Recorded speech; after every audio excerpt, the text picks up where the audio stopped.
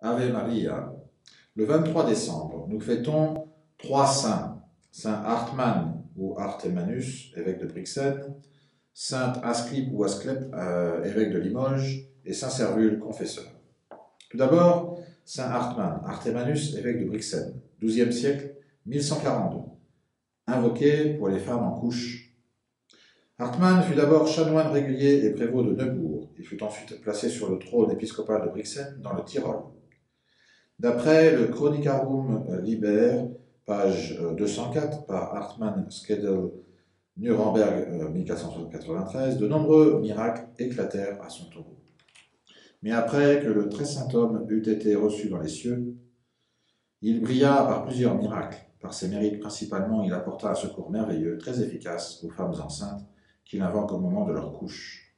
Dans ce même livre, que nous avons cité, il est montré sous le costume d'évêque au moment où une jeune femme vient lui présenter un nouveau-né qu'elle tient dans ses bras, selon les petits bollandistes.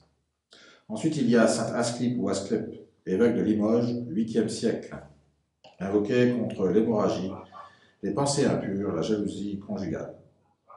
On ne possède aucun document sur la biographie de ce saint évêque.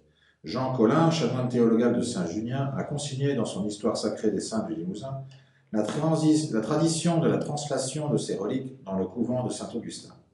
Saint Asclip, après avoir rempli très dignement la chaire épiscopale, mourut au 8e siècle et fut enseveli dans l'église de l'abbaye de Saint-Paul, qui fut détruite au milieu des fréquentes incursions des Goths et des Vandales.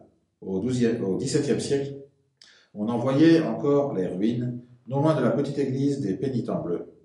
À cette époque, Gérald, prieur de l'abbaye de Saint-Augustin, pendant qu'il dormait dans sa cellule, vit tout à coup apparaître devant lui le saint qui, lui indiquant la place où il avait été enseveli, lui enjoignit de transporter son corps dans son église.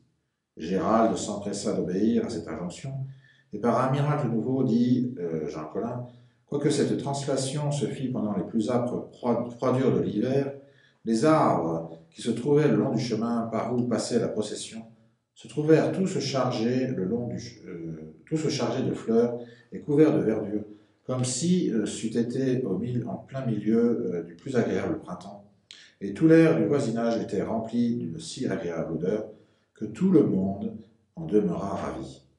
Saint Asclip est invoqué contre l'hémorragie, contre les pensées impures, contre la jalousie conjugale, invocation qu'on ne saurait expliquer en l'absence de ces actes. Jean Collin, propre du diocèse de Limoges.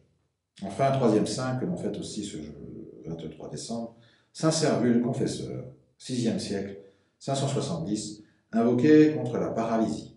D'après saint Grégoire le Grand, Servule étant paralytique depuis sa jeunesse jusqu'à la fin de sa vie, demeurait couché sous un porche auprès de l'église de Saint-Clément à Rome. Enfin, invité par les anges qui accompagnèrent son décès d'une harmonie céleste, il s'en alla jouir de la gloire du paradis. Dieu opère très souvent des miracles sur son tombeau.